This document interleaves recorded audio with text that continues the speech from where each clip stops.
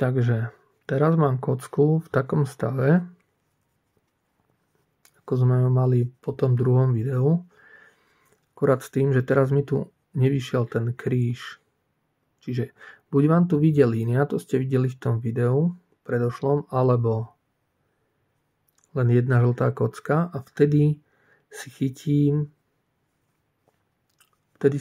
tú kocku za stred a otočím len túto poslednú vrstvu. Keď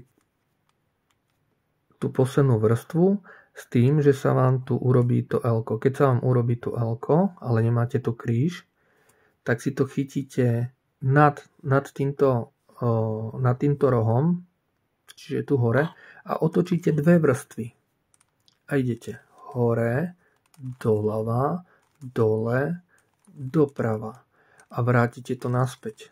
Tým pádom sa vám poskladá buď celá žltá, alebo sa vám tu spravia tie rohy, že máte iné farby, že máte tu ten kríž. A v tom prípade, že sa vám tu urobí ten kríž, tak postupujte podľa toho návodu, ako som vám ukazoval v predošlom videu a robíte ten algoritmus, dokedy sa tá žltá neskočí. Hej?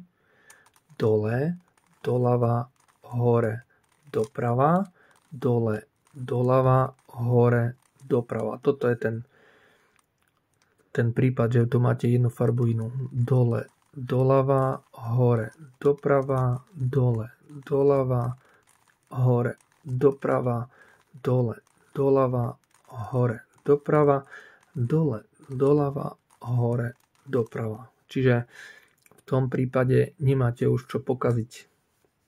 Keď budete robiť ten algoritmus dokola, tak sa vám tá kocka tam skôr či neskôr dostane. A keď ju poskladáte, posuniete si zase ďalšiu, keby ste tu mali inú farbu. V nasledujúcom videu vám ukážem jeden algoritmus, s ktorým si už poskladáte celú kocku a keď náhodou nie, tak vám ukážem potom ďalší algoritmus, ktorým to už určite dokončíte.